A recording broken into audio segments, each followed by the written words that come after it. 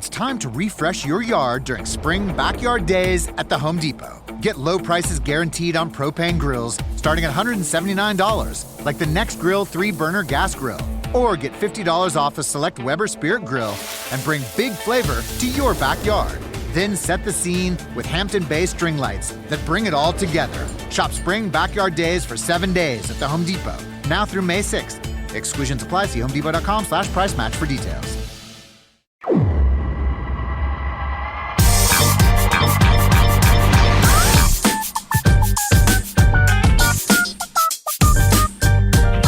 Welcome into this week's episode of the Show Before the Show podcast. The official podcast of minor league baseball is back on your earwaves, your airwaves, your ear canals, your radio waves, radio land. Welcome in. My name is Tyler Ron. Sam Teixeira is in New York City. Sam, what is going on, my boy? How are you? I'm good. Happy first day of May. Happy May Day to you. Yeah, Tyler. You too, buddy. Yeah, I mean, we're going to get into it here in a little bit, but this feels like one of those podcasts where we're fully in it. I was in Wilmington, Delaware yesterday. It's just you and me to start the show here because Ben is currently on his way back from Joliet, Illinois, and we'll hear from him here in a moment. But, things are happening. The world is spinning in baseball. And it's funny thinking about is the time when we stop saying, hey, small sample size, like the amount of interviews I've done where everybody's like, oh, he's off to a hot start. Well, it's small sample size. It's like around mid-May, we can stop saying that and be a little bit more declarative. So we're sort of getting to the point where things look like, oh, maybe this is just the way this baseball season is going to go. And that's fun. And we welcome you in with that in mind for this week's episode of the Show Before the Show. As Sam noted, Ben on the road. We'll hear from Ben coming up here in a little bit. But you can get in touch with us, of course, podcast at milb.com for any questions, thoughts, comments you may have about this week's episode. And we've got a topic coming up out of Lehigh Valley that I'm sure will invite your questions, your thoughts, and your comments. But we will kick things off on this week's episode of the Show Before the Show with sort of a makeshift Ben's Biz Banter presented by Circle K, the official convenience store of minor league baseball. We don't have Ben this week, so we're just talking some fun stuff off the field ourselves, and we will debut this week's segment with a discussion of a show hosted by our very good friend Jonathan Mayo, which is back on MLB Network coming up on Sunday. Season number 2 of Grassroots, which is a minor league baseball docuseries hosted by Jonathan, is back this week. Asheville, North Carolina is going to be one of the towns in the spotlight. Very fun ballpark, amazing town, incredible area of North Carolina, and a way for Jonathan to spotlight one of the oldest and most historic minor league baseball homes, one of the hubs of this sport for the last century plus. Yeah, very excited for this series by Jonathan. I mean, this is something, if you are listening to the show, if you care about anything we do, any of us, me, Tyler, Ben, Jonathan Mayo, Jim Callis, anybody in minor league baseball, this show is made for you because it's going to blend what we know about minor league baseball, the players, the teams, the guys trying to make the major leagues and have major league dreams with the communities that they play in, and getting it off to this start on Sunday in Asheville, I know is very important. Just to throw out the details here, it will be this Sunday, May 3rd at 1 p.m. on MLB Network. That will be the first episode of season 2. But people might recall Asheville, there was a hurricane that swept through in September 2024. Not something you typically think of with Asheville, which is very much on the inland side of North Carolina. But, the minor league team there, the Asheville Tourists, played a big part in the rebuilding efforts there. Jonathan's going to go tell the story of what Asheville has been like since the rebuilding efforts, how the team is working on that as well.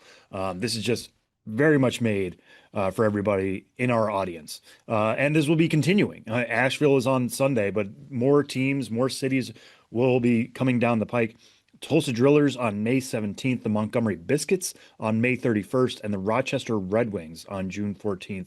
Again, all episodes are going to air on Sundays at 1 p.m. Eastern on MLB Network. Encourage you to check that out and let us know if you've seen it, what you thought. Obviously, these are just a couple of the minor league towns. Jonathan did Portland, Maine last year, but, there's a lot more that could be coming. And if you have an idea of a city or town he should go for season 3, and hopefully there will be a season 3, pass along, and we'll pass it along to Jonathan. We're very excited to see this thing take off again in 2026. Yeah, super fun stuff from Jonathan, and you can check that out on Sunday at 1 o'clock on MLB Network. And all right, Sam, we we pivot from that to our main topic in this week's edition of Ben's Biz Banter, which is out of Lehigh Valley, the home of the Iron Pigs, and a new alternate identity for the Lehigh Valley Iron Pigs, which, as I said to you when we started recording, the first thought that I had was that this looked like something out of a Ren and Stimpy episode from like 1993. We will be welcoming in as an alternate identity in 2026 the Lehigh Valley Squonk. That's SQUONK. And let me just describe to you from MILB.com/Lehigh/Valley what the Squonk is.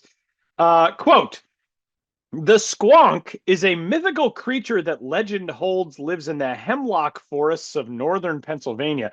The original written account of Squonk comes from William T. Cox in his book Fearsome Creatures of the Lumberwood, published in 1910. I know it's on Sam's shelf. The Squonk is of a very retiring disposition." Samuel, are you listening? "Generally traveling about at twilight and dusk. Because of its misfitting skin, which is covered with warts and moles, it is always unhappy. Hunters who are good at tracking are able to follow a squonk by its tear-stained trail, for the animal weeps constantly. When cornered and escape seems impossible, or when surprised and frightened, it may even dissolve itself in tears." Unquote. Sam, this is the most Pennsylvania thing I've ever heard.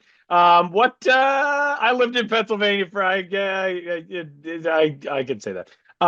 What on earth? What is this? You got apparently just overwhelmed by fans of the Phil Collins band Genesis, because there's a Genesis song that references this thing. What?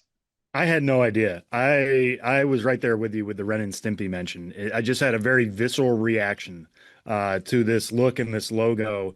And if you don't have it up on your screen right now, if you're driving or something while you're listening to us, just imagine a pig covered in warts crying, but emerging from the outline of the state of Pennsylvania. Yeah. Like the saddest Porky Pig you've ever seen in your life. Yeah. If you were a kid of the 90s, it's a Ren and Stimpy character. Like that is all that I can equate this to. Yeah, and growing up, I don't think I was allowed to watch Ren and Stimpy. Like it would come on, and then I'd be like, "Why not? I don't get it." And then they would have some scene where they were zoomed in incredibly on just snot, and you're like, "Oh, okay, that is gross. I don't understand what we're getting." Here's a mucus episode for Ren and Stimpy. Okay. Yeah, I don't understand what we're getting from this. Okay, fine. I don't need to watch That's it. the perfect description of a Ren and Stimpy episode. And this is what it reminds me of. And listen, we're bringing back the 90s in many ways, I guess. Yeah, I guess. But the Squonk, as you said, from the book that is on my bookshelf, The Fearsome Creatures of the Lumberwood, published in 1910. Yeah, it's just the fact that here's this cryptid that is not scary, is not something like you should be worried about. Sad. It doesn't go bump in the night. Yeah. If you actually come upon it, it will just burst into tears more and just dissolve itself. Like, yeah, that's sad. Yeah, what was the purpose of this? It wasn't like, they created it to explain away, oh, here's the reason you hear this weird growl in the middle of the night. They created just the saddest cryptid ever it's not like, we must follow the Squonk because it guards treasure. It's literally like, here's a creature that hates itself. I don't know. Do you want to scare it into dissolving into a puddle of tears? Well, maybe that's what it was, Tyler. Like, don't go into those woods because you might come across the Squonk, and if the Squonk sees you, it's going to cry itself. Yeah, maybe that's it. Yeah, that's true. Maybe it's just like, don't make the Squonk feel worse than it already does. Maybe that's it. It's kind of a nice thing. Although, to be fair, like in the 2026 world, I sort of feel like the Squonk. Like I might just dissolve into a puddle of tears in the world that we currently inhabit. Yeah, this is a weird one, man. This is the lettering across the front of the jersey. First of all, I think it's safe to describe the jersey as I would call it snot colored. Now, I know that we had a snot colored jersey in Asheville actually last year. This is this is a darker green with like a brown there's a brown head scoop and placket piping on the jersey. But the lettering, the word mark is literally just like flesh colored with warts and hair on it. It is the grossest. This is probably the grossest logo and word mark that we've ever had in minor league baseball. If we had to think of the grossest, that's probably it. Somebody has to have the title, right? I mean, yeah, that's true. On the spectrum of grossest, they're and the Lehigh Valley Squonk have certainly taken it. The Snot Otters, by the way, was the other one. That was Asheville. The Snot Otters identity, which they have a much brighter green for their snot than this snot. But the Snot Otters, that was last year, and that was for that was an Asheville alternate identity. I would say this is more like hunter green. Yeah, it's like a little. Yeah, it's more. You could claim that it's the color of these hemlock forests. You could also it's more woodland colored, but like given the oeuvre of the entire look, it just feels a lot more snotty. Yeah, snottish. But no, it's certainly got our attention. I posted it on Blue Sky. It certainly got a lot of attention from other folks, especially Genesis fans.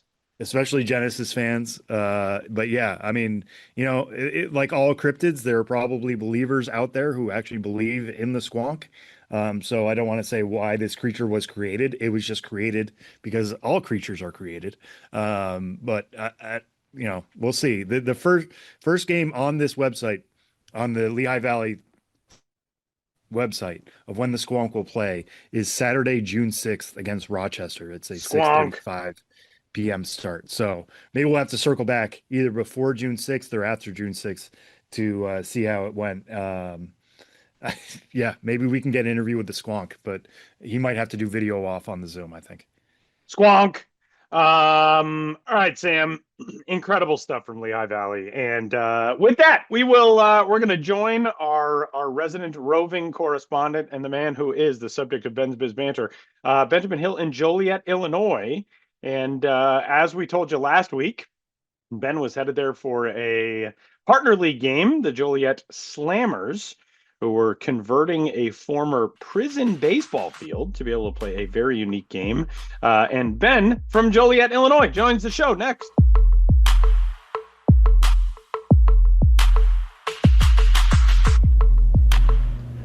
Hello, everyone. It's Ben Hill. I'm in a hotel room in Joliet, Illinois. That's Joliet, Joliet.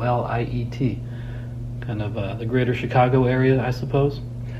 And I was in Joliet for the first time ever to see, yesterday, April 30th, the big house ball game between the Joliet Slammers, a Frontier League team, and the Gateway Grizzlies.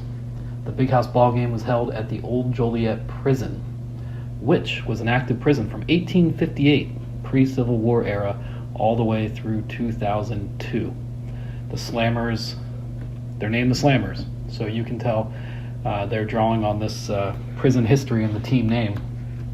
And the team, as of about 2 years ago, is run by an ownership group with Mike Veck, his son Night Train Veck. I always feel compelled to say, yes, that is his real name, Night Train. So Night Train is like the point person on the ground, the fourth generation of Vecks in baseball, running the Joliet Slammers. Bill Murray was part of the ownership group, and they had this unique game at this former prison, which closed in 2002, and over the next couple decades was taken over by the city, reopened as a historical museum, got a national landmarks designation, and this event was the official kickoff for a Route 66 centennial celebration. There does seem to be a maybe slight disconnect between holding a ball game at a prison that also celebrates the freedom of the open road on Route 66, but I think they reconciled that pretty well, because the prison, as it stands now, is a place to revisit that history of incarceration in the United States, learn about it, and it's a really cool tourist destination.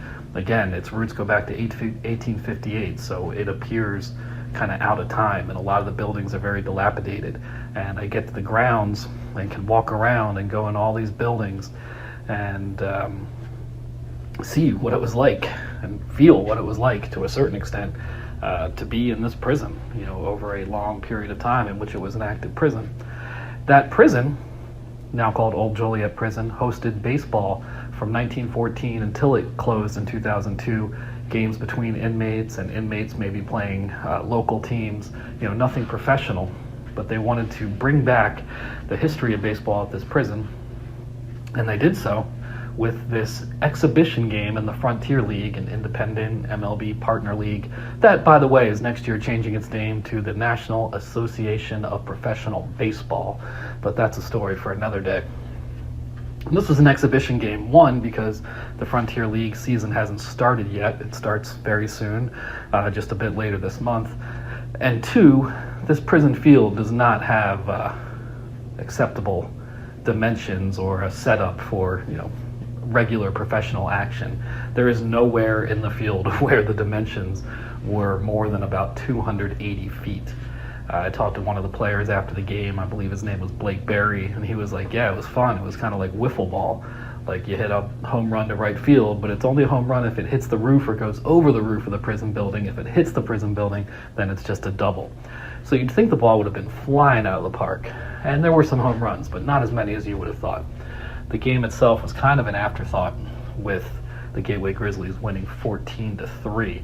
But the vibe was the thing. There were food trucks, live music. The gates opened at 12 for a game that didn't start until after 3. A lot of wandering around, talking to people. Bill Murray was perhaps inevitably there. I got to meet and talk to Bill in 2017 when I visited the Charleston River Dogs, a team he was long involved with. But this time I didn't even lay eyes on Bill. There was kind of a, to me, annoying setup where the media, of course we had free reign to wander the grounds, but the media area was down the third base side, kind of penned in, as it were. And on the first base side, where the home dugout was, there was a VIP tent that media had no access to. And by the time Bill Murray got there and they said he was there, it started to rain, and I think he was just in the VIP tent, and I tried to go over there, and no luck getting in there. So Bill, my pal, next time I suppose, would have been nice, at least for the clicks, to get an interview with Bill Murray, but it was not in the cards. But cool, he showed up to support this game, and lots of people in Blues Brothers outfits wandering around. The movie Blues Brothers from 1980 starts with a scene at the prison in which John Belushi's character, Joliet Jake Blues, is paroled from the prison. So in recent years, there's been Blues Brothers conventions at the prison, and so it has this pop culture tie-in with the Blues Brothers. So saw a lot of people in those iconic suits and dark sunglasses, dressed like the Blues Brothers, including a adorable father-son team. The son was 6 years old. His name was Declan, I believe, Declan. And it was really cool to see how into the Blues Brothers he was. His dad said, they live near the prison. They drive by it every day, listening to Blues Brothers songs. He was a Blues Brother for Halloween, and now wears the outfit to church all the time. So when they saw this game happening on the grounds of the prison, they love baseball, they love the Blues Brothers, they live in Joliet. Of course they're going to come to this game. And 5,500 people came to this game. The seating was just standard metal bleachers, ringing the field on 3 sides. Again, it was raining for a lot of the game. There was netting everywhere, so the sight lines weren't great. So not the ideal conditions for a ball game, but the fact that it was in this prison made it worthwhile. So I spoke to a lot of people at the game. The article is already up on MILB.com, hopefully portions of MLB.com. Check that out.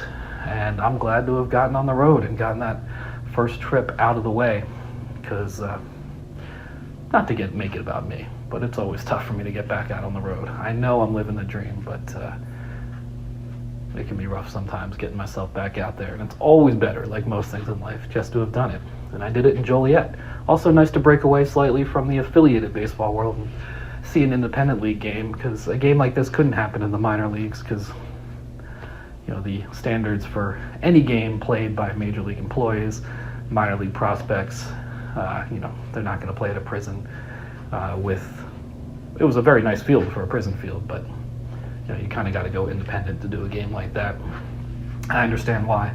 So cool to do some independent stuff, and I hope to do a little bit more of that this season, in addition to the usual minor league material. And I went for a run twice in Joliet, including this morning. I'm going to fly out soon. But thank you for listening to me. This is Ben Hill from a Joliet hotel room. I'll talk to you next week.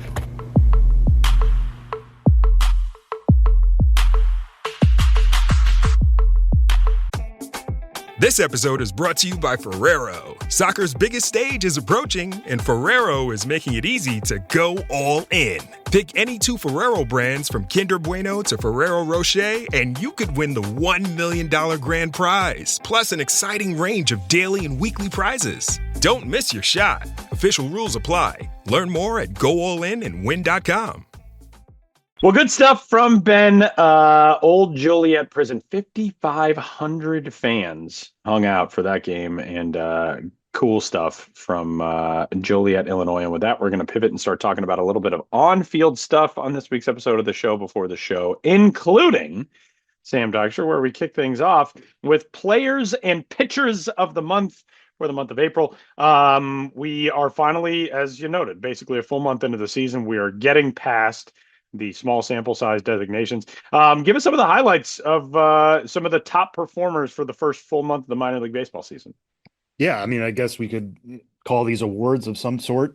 We don't have plaques, we don't have certificates, but I'm sure these prospects will have something that, very proud to take home with them, which is just the performances that they put up in the month of April, and in some AAA cases, sliver of March as well. On the hitting side, I've mentioned him, I think, in back-to-back weeks heading into this. My pick would be Franklin Arias of the Boston Red Sox. I don't want to get too about him so much through the first half of the season, but somebody who's incredibly gifted at shortstop.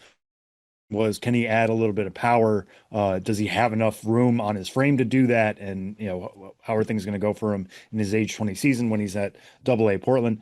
Things have gone tremendously. He's at 8 home runs already, which equals last year's total. Last year, he played 116 games. He's only through 20 games so far this year. He's among the minor league leaders in average. He ranks 8th with a 375 average. He ranks 2nd in slugging percentage at 764, and he ranks 4th in OPS at 1.196.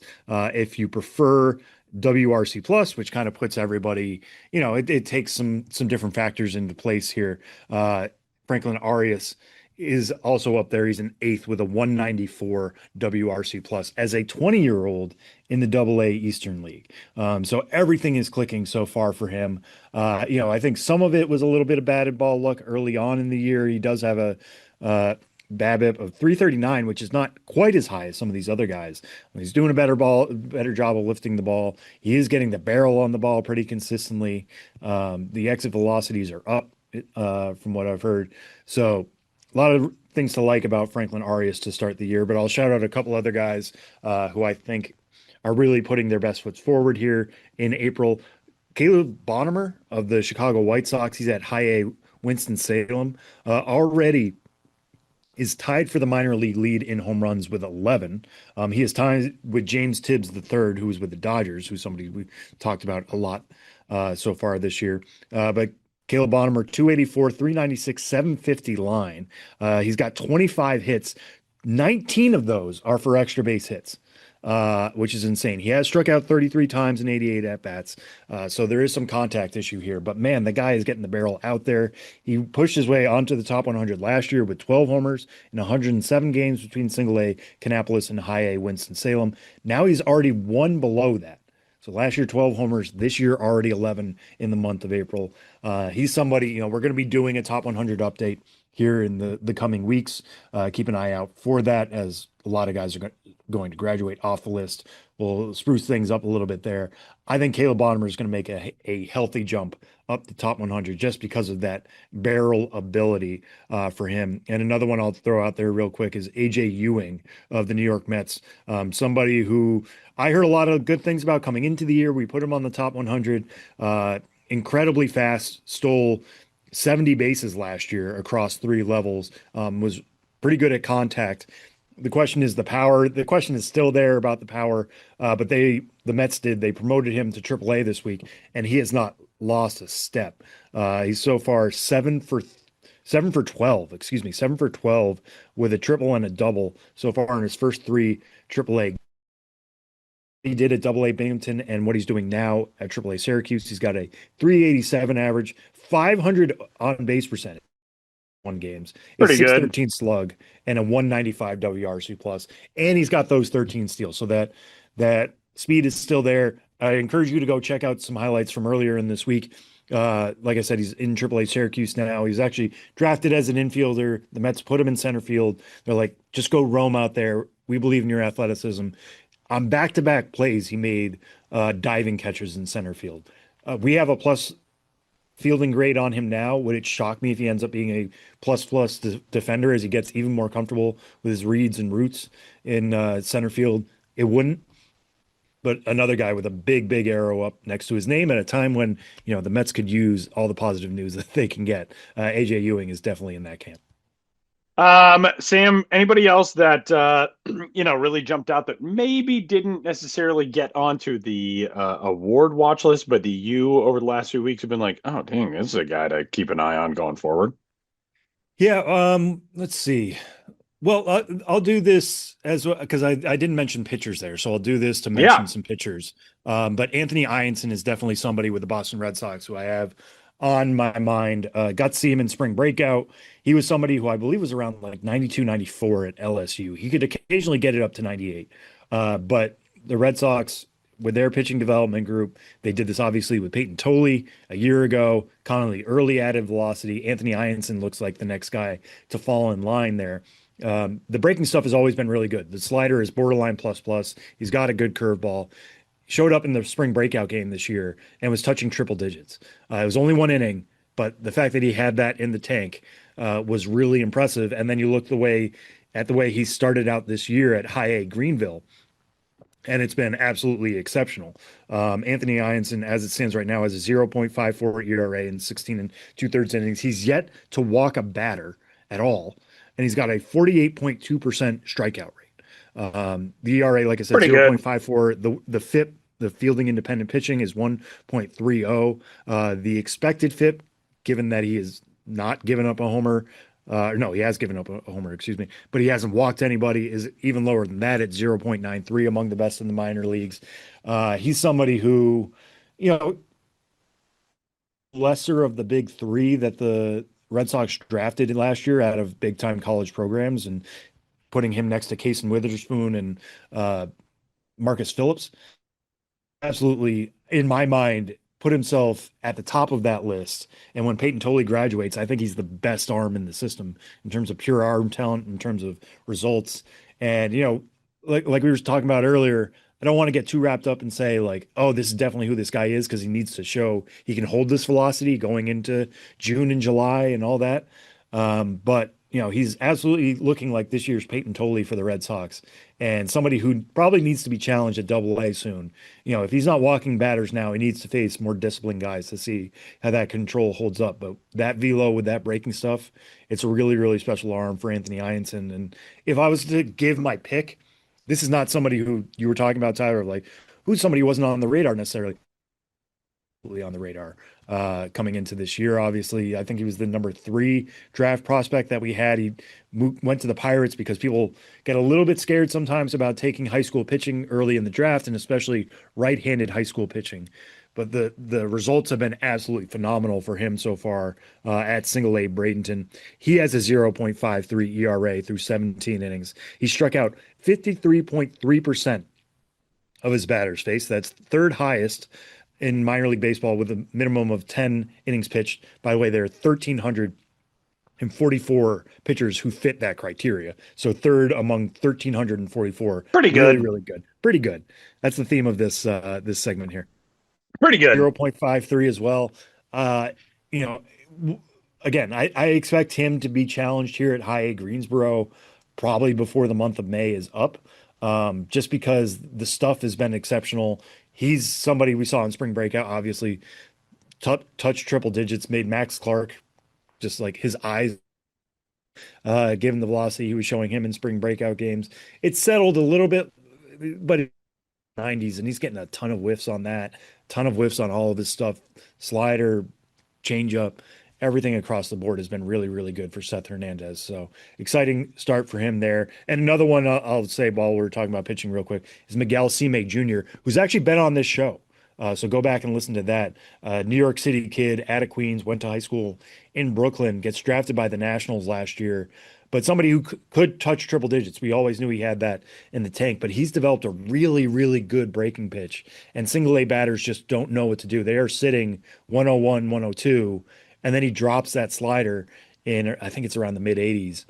And it's getting a ton of swing and miss. Guys are just swinging, under the fastball, over the breaking ball. He's trying to work on a changeup and get that in there, but his strikeout rate's even higher than Seth Hernandez right now, 54.2% at Single A Fredericksburg. Man. 3.07 ERA. He's walked 18.6% of batters, so he's more that classical, like throws hard, doesn't always know where it's going. I wouldn't say he needs to be challenged in that way yet. You want to see that walk rate come down, but the Nationals already have a hard throwing right-hander with a killer breaking ball in Harleen Susana. Miguel Sime just seems like 2 steps away from that in terms of development. And Susana's long time been a top 100 prospect, obviously acquired in the Mackenzie Gore deal. Mackenzie Gore was part of the deal, the Juan Soto deal from the Padres years ago. And we've seen Susana look like at least a potential lights out closer. Maybe Sime can follow that path in the same system, but under new guidance, right, from this new Nationals front office. So those are just a few names who really, really stood out in April. Sam, is there anybody who really, in your mind, would look good as a squonk? I know that there are only like 2 top 10 guys in the Philly system who are at Lehigh Valley right now, including Aiden Miller, their top ranked prospect, the shortstop. But like, is there anybody who just, if he wasn't already at the big league level, it feels like Andrew Painter as a squonk would be even more frightening than just regular Andrew Painter as an iron pig. Well, Aiden Miller, it's funny you say that. Obviously, he's been battling like a back issue to start the year, and I don't think he's officially played yet. It sounds like he was starting to swing and might be a little bit behind. Yeah, listed on the roster, but he is not an official. He hasn't played. He hasn't been on field yet, but he's part of that Lehigh Valley roster. Well, I bring that up to say the Squonk is debuting on June 6th. Like, if you're Aiden Miller, do you try to make it back? Time it?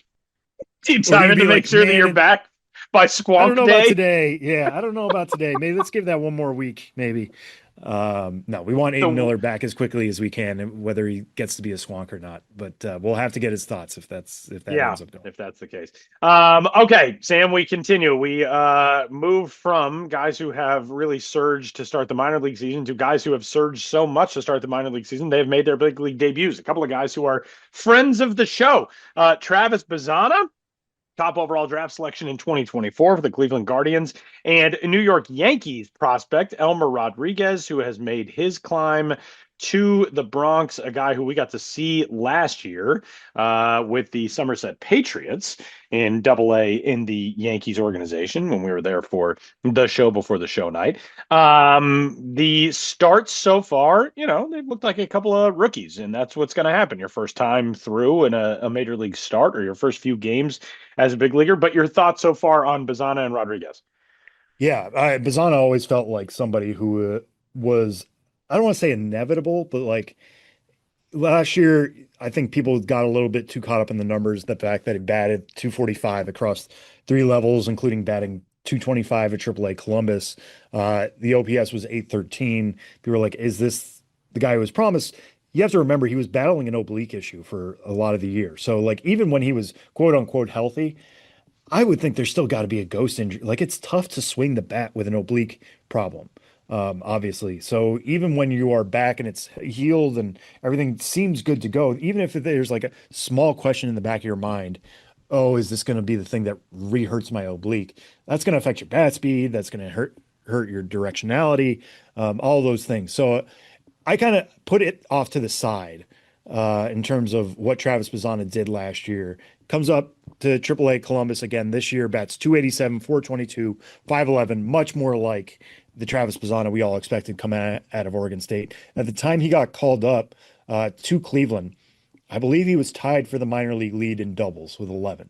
And that's kind of what I expect him to be honest with you. Like, I think there's going to be somebody in there who could get to above average power, 20 to 25 homers in a given year, but he's just somebody who's going to hit rockets to the gap, left and right. And, provide potentially quality at second base. We've already seen that come into question a little bit. He had a play earlier in the that was, a clear error on his part. And he actually tried to apologize to Gavin Williams, and Gavin Williams later talked about it and said, like, I told him, don't worry about it. We need you. We're going to need you for big at bats and big plays down the year. Just flush it out. Don't get so hung up on the errors. Like, you are a rookie. This is a natural part. Even major leaguers, the really, really good ones, make errors occasionally. Jose Ramirez occasionally makes errors. But there's also the story of, like, Jose Ramirez going up to Travis Bazzana in spring training and looking at him in the cage and being like, hey, you're ready. And clearly that was true. I mean, again, he only needed 20 plus games back. It's an all right thing to hear from literally Jose Ramirez. That'd be fine. If Jose Ramirez told me that about anything in my life, I'd be like, oh, I'm going to be the greatest ever about that. If I was making scrambled eggs and Jose Ramirez walked by and was like, those look good, you're ready, I'd be like, I'm set for the rest of my life. Can I get that in writing, Jose Ramirez? Can you just say that into the camera? Can you sign this and I'll frame it? I mean, honestly, I was talking to somebody who used to work in the Cleveland organization, and they used to point to Jose and use that as the example for minor leaguers and just be like, just watch him. That's the guy you want to be. Yeah. That's the guy you want to be. And everything he does is geared towards being a better baseball player. Yeah. At least when he's in the clubhouse. And it pretty much all works because that's how good he is. It pretty much all works. Right. And it's easier said than done. But, like, if he is looking at you and being like, okay, I'm not saying he sees himself, but he sees a ready major leaguer, that's a pretty good stamp of approval. So, yes, Travis Bazzana so far 0 for 6, hasn't got that first major league hit out of the way as we sit here and record Friday. I highly expect it to be better going down the road as he gains more comfort and the game slows down for him just a bit. He has walked twice, which I think is encouraging. I think he's still better as an option than Juan Brito at second base for Cleveland, who, every year, right, it feels like we come to September and like, oh, they're right back in the race again. How did this happen? Well, bringing up Travis Bazzana, having Chase DeLauder, like, for years it's been them coasting on the pitching and Jose Ramirez to get to the postseason. They're getting a couple really special bats now that are homegrown and can be there for a long time. So it could be exciting times ahead for Guards fans. And then Elmer Rodriguez debuting Wednesday for the Yankees against Texas, in Arlington. 4 innings pitched, 4 hits, 2 earned runs, 4 walks, 3 strikeouts. The 4 walks, not really indicative of the type of pitcher that he is. He's typically had better control than that between the Red Sox and Yankee systems in the past. He's another one of those guys who is just a really deep arsenal. We talked about this with J.R. Ritchie a few weeks ago. 6 different pitch types for Elmer Rodriguez, and he's working east to west. He's got a 4-seamer ride as it does run, but he has a sinker that is even more run than that. Then he's got a sweeping slider that goes the other way. He's got a curveball that has some really big sweep to it. He's got a cutter that he occasionally throws, but then he's got a changeup. So all different directions. And his usage is going to be different versus right-handers than it is versus lefties. Righties, he's going to really dig in with you on that sinker, try to get it in under your hand. A weak ground ball contact didn't happen so much in that major league debut, but we saw a lot of that earlier in the year with AAA Scranton.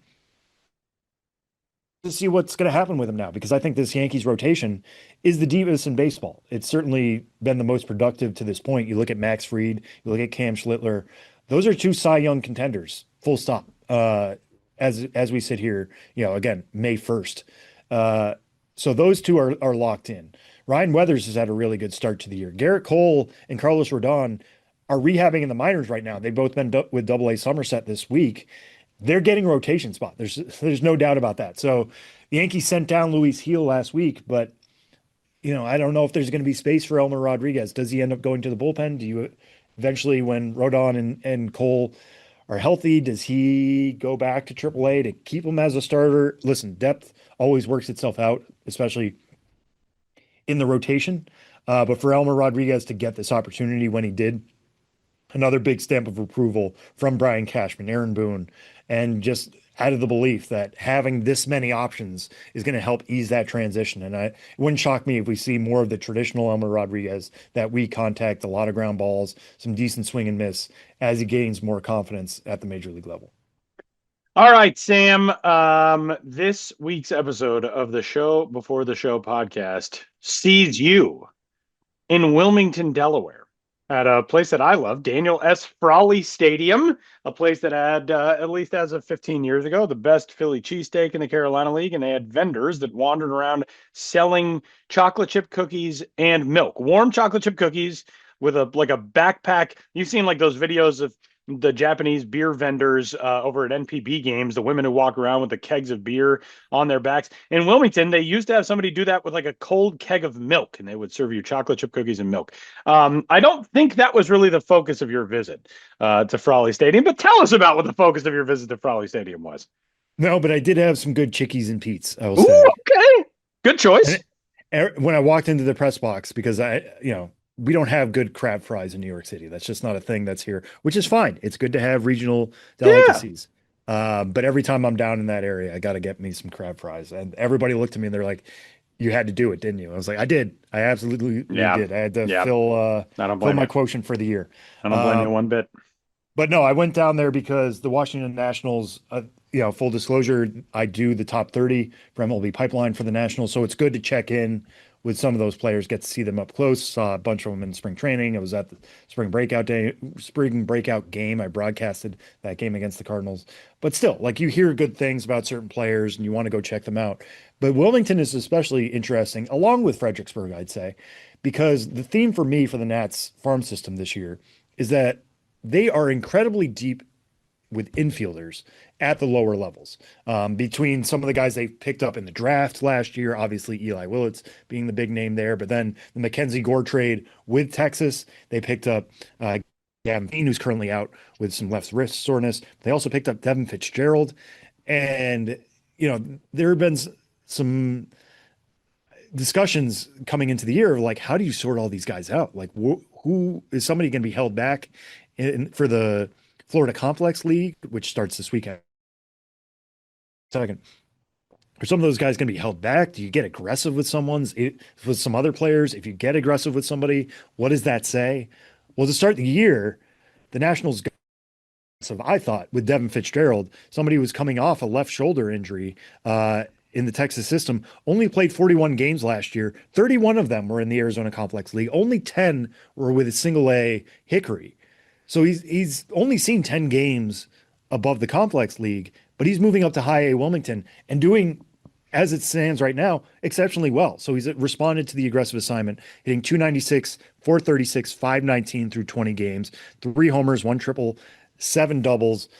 His walk to strikeout ratio is about even, 16 walks, 17 strikeouts, and stole 10 bags. So he's checking every box so far, playing some second base, playing some third base. But one of the breakout prospects in all of the minor leagues right now is Ronnie Cruz, who actually opened the year with single-A Fredericksburg. And I was told that he was somebody that they wanted to get priority reps at shortstop for. But like, Eli Willits is your number one shortstop option. So when Ronnie Cruz opened up this year in 14 games with Fredericksburg and was slugging .627, had 3 homers in 14 games, 15 steals in that time, was batting .333, getting on base a ton, they decided to send him up to High A Wilmington as well. And he's really hit the ground running too. His OPS through 9 games with High A Wilmington is 1082. He's got 3 homers with them, so he's got 6 homers total on the year, triple the amount he had last year. So I wanted to see Ronnie Cruz in person, see how these guys work together. There are other guys to check in on. Ethan Petrie is one of their draft picks last year, somebody who's got really, really good power and showed it off in college. But for the most part, I wanted to check in with these infielders, and I did with both of them. But I bring you guys here the interview with Devin Fitz-Gerald. We talked for about 12, 13 minutes. But Devin Fitz-Gerald, just to give a little bit more background on him, his name might sound a little familiar if you're at all knowledgeable about high school baseball across the country, specifically Florida baseball, because his dad, Todd, is the head coach at Stoneman Douglas High School in Florida. So he's coached Roman Anthony, Jesus Luzardo, Kobe Mayo. So Fitz-Gerald grew up in very much a baseball household. Actually, his brother is playing in his brother Hunter is playing in the Mariners system right now, is at Double-A. So he's kind of followed his path. He also played college ball at Old Dominion.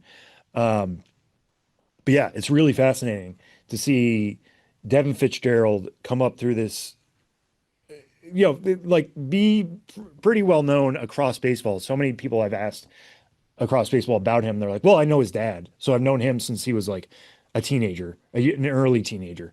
And then the Nationals go out and get him in the straight and are helping him take off how things go from here. But he was a 5th round pick in 2024. Actually, his manager now with Wilmington, Ted Tom, used to work in college ball, and you'll hear him bring this up, gave him his first college offer. So they've circled back. This is Ted Tom's first time in pro ball, out of college ball. Now they're working together in the South Atlantic League. Not really a plus tool in there, but he's a really good collection of tools. And given his background as a coach's son, given his baseball IQ, which a lot of people bring up, is absolutely somebody who can get the most out of his tools and become a future major leaguer, whether that's at shortstop or second base next to Eli Willits or even third base. We'll see how that comes along. But here's my conversation with Fitz-Gerald from Wilmington.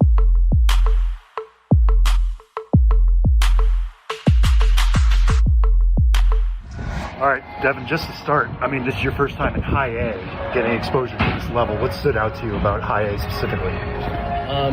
Coming from rookie ball last year and playing at only a really small sample size in low A and being able to be here, first off, is a blessing. And I just think really just the competition. Everyone here is good. That's why we're in professional baseball. Everyone's got elite stuff. And the biggest thing I'd say is just pitchers are going to compete, but we also got to compete. And it's just the aspect of knowing I go out and compete every day. I think that's what makes this level really fun. What was your initial reaction when they told you were going to head to Wilmington? Like you said, after so few games in Hickory last year. Honestly, I was kind of shocked. I had an idea that it could have been a possibility, but also I thought I was going to go to low A just to get more reps. But honestly, for me, it shows that the org believes in me, and they don't think I'm afraid to fail, and they think I can handle adversity. And for me, I've played up my whole life in levels, and for me, it's just going out there and just trying to compete every day and be the guy that I am, and don't try and be anyone else. And going back to that time last year in low A, you had that shoulder injury that ended it early. Take me through just going through that injury and the rehab process, and going right into the off season, which ended up with the trade, obviously. Yeah, obviously, no one wants to get hurt. Something I couldn't control. Just really just trying to stay positive through it. Just trying to work on my body at that time, try and get a little bigger, stronger, faster, and going into the off season, once I got healed, all right, now I'm going in with a plan to stay on top of my shoulder and also work on what I need to work on. And then obviously the trade happened, and now I'm here, and the Nats have been really good with helping me with everything and just trying to keep me healthy and stay on the field.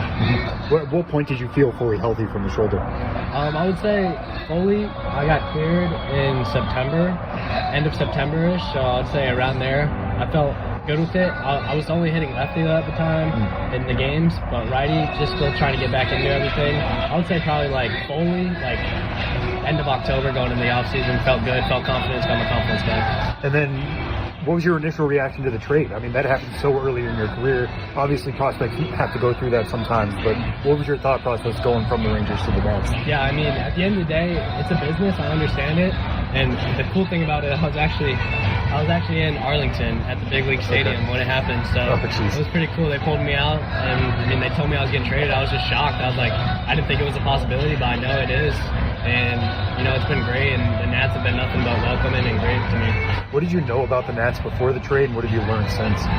Honestly, their spring training, what I do know is that their spring training is close to home. Oh, of course, yeah, that must have been nice to be in Florida instead. I really didn't know any of the guys here in this org, but I knew some of the guys I got traded with, like Devin Fitz-Gerald. I was close with him, and I was glad he was in there, so we kind of connected, and in spring training we lived together, and it was great to be with him. And met a lot of cool guys. Me, him, and Eli connected, and just all the other infield talent that we have out there. Luke Dickerson, Coy James. It's been good. Yeah, at what point do you start to look at the depth chart and just realize, because there were so many infielders, the low levels, single A, high A levels? Yeah, honestly, I think it's a blessing for the org to know that there's a lot of guys in the minors that are young and just still growing into themselves. No one's at their max potential. I think it's just really good. We can all go out and compete together and just push each other to get better. Is there something the Nats have worked with you on just this short amount of time that's changed your game? Kind of just the little things, trying to get better at every little thing, trying to be more fundamentally sound and just try and go out there and play my game. Like, they know I'm a baseball player, and that's what I try to be. I try to stay within myself, and me just still being young and just adjusting to the levels, and just trying to go out there and it's a kid's game at the end of the day, just trying to have fun and just know my abilities and try and improve them. Did you guys talk about it as a competition to try to be like who's going to be the one that gets Wilmington out of spring? Not really. I mean, you go out there and watch us infield practice every day. I love being out there with those guys because we're not really we're just out there just grinding like every day, and we're pushing each other. We're all good friends. I mean, even all the Latin guys and all of us, we all got along. It's just a lot of laughs and good times, especially when you're out there with so much talent. It's fun. And you've moved around a decent amount between second base, shortstop, third base. How do you balance that at this early stage? I think again, it's a blessing to be able to play everywhere. I mean, I played short all high school. Last year, a lot of short, second, and third. So I think being utility is really good, and being able to play everywhere on the field, you can find a home. And it's been good balancing it. I play a couple times a week, but we practice all the angles everywhere, every position, so it's been good. Mm-hmm. Yeah, what's the most difficult part of the transition going from short to second specifically? Honestly, for me, short to second, there's not much. I mean, second, obviously, it's a little shorter, so you have a lot more time. Short, more footwork, and then third, I'd say, is the biggest change because it's not as much footwork going on. It's just kind of reactionary, just playing the X. Mm-hmm. Does that, you feel like, help you out at shortstop, just having those reactions? Yeah, I mean, for sure. I think every infield or outfield, no matter what position you play in this game, you got to have good reactions, and you can always work reaction. First step is a big thing we teach in this org, just getting off the mark, and it's been great so far. Yeah, and you mentioned developing relationships with the Latin guys. Ronnie Cruz got up here pretty quick from Fredericksburg. What has it been like playing alongside him? And does he look any different from what he looked in the spring? Because everybody was saying big things about him. I mean, so funny story is I've known Ronnie since 22. Oh, Florida guys, yeah, of course. He went to high school down in Florida, so I mean, I've always had to talk to him in Google Translate, but he's a great dude, great kid, always has a smile on his face, and what he's done has been unbelievable so far. I mean, I've never seen someone with his size he's not even grown in. Like, the amount of power he has is stupid, but he's such a twitchy athlete, and I love playing next to him. Always positive. What is something you feel like you can give him and something you've taken away from him? Yeah, I mean, for him, it's just like, I love watching him. I talk to him every day, I'm like, how can you control your leg kick? Like, he leg kicks so hard. I like the way he explodes, he's just so explosive. Like, he's just a twitchy athlete, and like, from him to me, I mean, I don't know what he sees. I mean, every time we see each other, we're always smiling, happy to be around each other, so it's cool. Mm-hmm. Yeah, and everybody I talk to about you brings up your dad, brings up that time at Stoneman Douglas. What do you feel like is an advantage of having that reputation of a coach's son? Yeah, I mean, I played for him my whole life. I mean, he's coached so many great individuals, like so many guys that have made it to the league. I mean, he's coached me and my brother, and like, thing for me is I've always been around those older guys at a young age, so I've seen the way they carry themselves, the way they go about their business, and I think that's really helped me because I've seen the people that have failed, the people that have had pressure on them, and all this stuff, so it's like kind of like gritted me into it, like knowing what's to come. Is there somebody specific you took something from that you still use to this day that you watched your dad coach? Yeah, I think just the biggest role model obviously has to be my bigger brother. I mean, sure. Seeing like, we used to like play wiffle ball every day in the backyard and everything growing up. Me, him, and my neighbor, Thomas, like that was the guys I've always grown around. Like, they made me the person I am today. They made me tough. Like, we played every sport when we were younger, and just seeing the journey my brother went on and where he's at now in AA, he's been killing it. So, I mean, yeah, he's been a big role model. At what point did your dad start talking to you guys about like decisions in the field and how to be a baseball player? Ever since I can remember, like 2 or 3 years old, 4 years, he was always on it. He's like, all right, you guys are gonna do it. He's like, I want to push you all, and I was like, yeah. I mean, he probably pushed my brother a lot more than me. I'm surprised my brother still likes baseball. Some of the stories that I can tell you, but yeah, he's just been by our side. He tries to still give us feedback now, tries to be positive about it, and I listen to what he says. How many of his games or of your games is he watching? Like, is he watching every night and giving you pointers on stuff? He says he watches every night. I mean, obviously he's got his high school games going on. He says he has it on in the dugout. He comes back in. He sees it. People sees the scores updates. So he gives me feedback. I get to talk to him every day about it. How early were you switch hitting? So I started just again playing wiffle ball and tennis ball in the yard, and really to start taking it serious around like 13, 14. Obviously lefty's my natural side and face a lot more righties in the game. but I think it's an advantage at times for sure. Just still getting comfortable righty. Obviously, like I said before, I'm getting a lot more at bats lefty. Right. Yeah. And, I was talking to Ted Tom earlier about it, and he said you guys go way back in the recruiting process. And a lot of people have had exposure to you just through your dad. What is it like to just know so many people in baseball? Yeah. So again, like we brought up earlier with the Nats, like the only thing I knew that Ted was now with the Oregon. It's pretty cool because he gave my first college offer. So oh, okay. It was pretty cool that he's here now and I get to actually play for him. And I remember when I got to spring, he's like, hey, now I'm actually going to get to coach you. And I was like, hell yeah, I guess it all worked out. Let's go. Can you imagine that working out way back when? Yeah. How close were you to even going to college? I mean, I know, not a first rounder, but you could sign. Yeah, I mean, I was honestly after the third round, like once turned down one thing, I was kind of set on, all right, I'm just going to keep going to college and keep doing me, keep banging, and just see what happens from there. And on the fifth round came along, and I had no idea. An agent called me, so the Rangers were on the phone, and we negotiated, and the rest was history. Yeah, and you've gotten off to such a strong start here. Have you seen anything in the way pitchers are pitching you? Are they, changing that or adjusting to that, given the hot start you're off to? I would just say, like, obviously pitchers are really good nowadays, all the metrics they have on you, but I think every org's different. Like, we play one org that works a lot of like north to south, another org will go east to west on guys, down in the zone, up in the zone. So it's really just about sticking to my approach, knowing my plan. Obviously you're not going to win every at bat, but you got to have the mentality that you will, and it's just about going out there with confidence and thinking you're better than the guy on the mound. Yeah, and speaking of that org approach, how do you think the hitting philosophy for the Nats differs or compares to what the Rangers had for you a year ago? I would say like a lot of the hitting side is like big here. They just teach. I feel like we've done a lot more here, like on the aspect of like challenging wise. Like obviously in spring training they had these trajects, and those things are really cool nowadays. And they always just emphasize like us like sticking to our zones. They have a strike zone we hit with every day in the cage, and just like knowing where you want to hit the ball, swinging decisions, launch angles, and all that. And at the end of the day, I mean, I try and go up there, see ball, hit ball, try and put good swings on it. That's it. Was there any pitcher you liked putting into the trajectory machine most? They'd always have a random one in there. I mean, some days they'd have some big leaguers in there. We got to face Mackenzie Gore a couple times, so I got to hit off him righty. Oh, man. But, I mean, the trajects, those things, they're right when they say those things are there to make the game easier, because those things are definitely hard to hit off, but they're a challenge and it's fun. All right, so I'll end on this one. Just going back to Stoneman Douglas, just evaluate Gio Rojas for me, and he's coming up in draft conversations here in a few months. What stands out to you most about him and what you've known from him? The type of player he is on the field, and just like, I mean, when he came to Douglas, everyone like kind of just, all the pitchers at least just gravitated around him. Like they'd watch him throw bullpens, they'd watch him pitch, because it's special. I mean, throwing as hard as he does and commanding as he does at that age, and just with his body that's not even filled out yet, I mean, it's going to be scary to see what happens in a few years. Once whatever team picks him up, it'll be pretty fun to watch. Yeah, and the shoe's kind of on the other foot for you now, where I'm sure you were seeking out advice from your dad's former players. Now you're one of those. Yeah. What do you tell guys who are about to go through the draft process and go pro? Yeah, I mean, I texted Gio before the season. I was like, hey, this year ain't no different than any other year. You just go have fun. Just go. Like, biggest thing I told him is, it's your last year of high school baseball. High school baseball is one of the most fun times you'll ever have. Like, just go enjoy it and have fun and do what you do. Don't worry about any outstanding noise. And we have the same agent, so it's good that my agent is a really good dude, Hank Sargent, and he's reached out to him. He's talked to him a bunch, and it's really good connections. Great. That's all I have. Thanks so much. Yes, sir. Best of luck this year. Of course.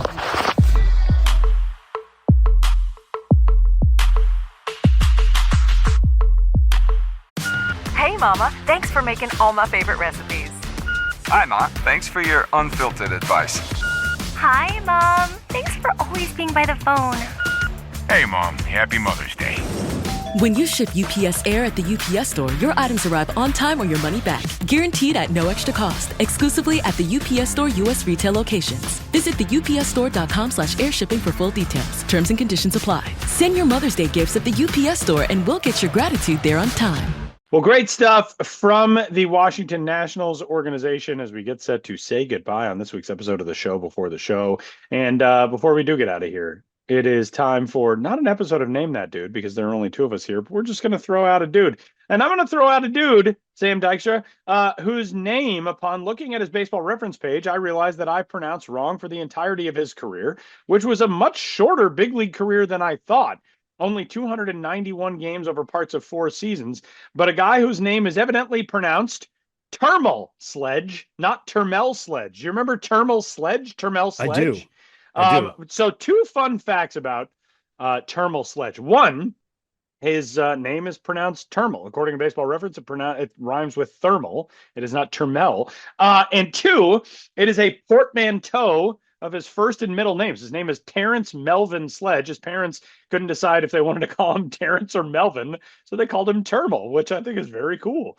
Termel Sledge was a 45th round pick of the Cincinnati Reds back in a much earlier era of the draft, the 1998 MLB June Amateur Draft. That was at Cal State Long Beach. He stayed at Long Beach State. The following season, he became an 8th round pick of the Seattle Mariners in June of 1999, and he made his professional debut in the Mariners organization later that season. He played for Everett, then he made the climb to Wisconsin, then Lancaster, then the following season he was at Double-A Harrisburg in 2001. He was at Double-A Harrisburg and then up at Triple-A Ottawa in 2002. 03 he was at Triple-A. In 04 he finally broke into the big leagues with 133 games in the final season in Montreal Expos franchise history. Then he was with the Washington Nationals in 05. He was with the Padres in 06 and 07. That's where I remember him from. And the sort of crazy thing is, Termel Sledge, his last ever big league appearance came in game 163 of the 2007 season between the Rockies and the Padres. The greatest sporting event that I think I have ever witnessed as a fan in real time, being there in person. And he was part of that game. The Rockies rallied to win in 13 innings and make their way onto the postseason as the National League wild card winners out of the West. 9-8 was the final in that one. That was his final game as a big leaguer, but it was not his final game in professional baseball because he then went on to play 5 seasons in Japan with the Nippon Ham Fighters, the Yokohama Bay Stars, and then back with the Fighters to close his career in 2012. Termel, in his time in Nippon professional baseball, 501 games, 263 hitter, and 829 OPS. He hit 96 home runs in NPB. Pretty cool stuff. And a guy who played a whole bunch of baseball all over the world, got an opportunity to coach in the Chicago Cubs organization. He was a coach in the Texas League for a little while in, I believe, the Dodgers system at the time. And now is, a guy who's living a baseball life doing other things. So Termel Sledge, welcome back into the baseball conversation today. And I'm sorry that I pronounced your name wrong for your entire career. I feel really bad about that.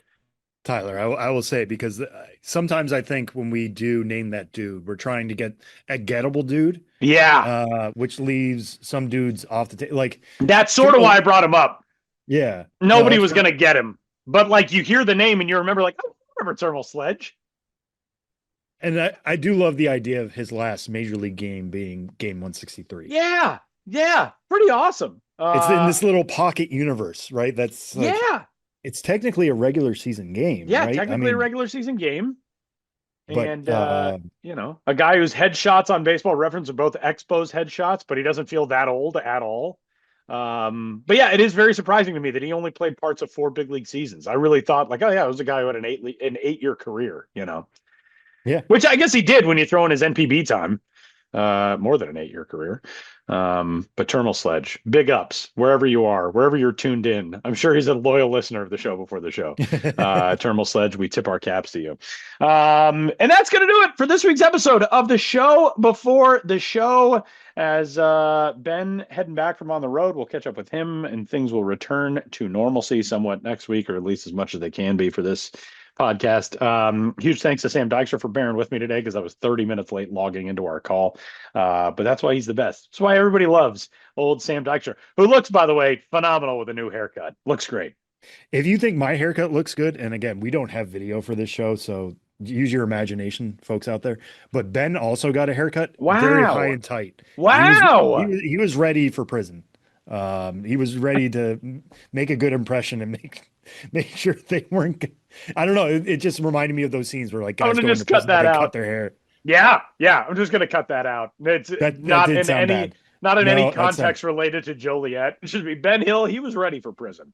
Well, I'm excited to get a look at the new high and tight fade And that'll do it. You can get in touch with this podcast at MILB.com.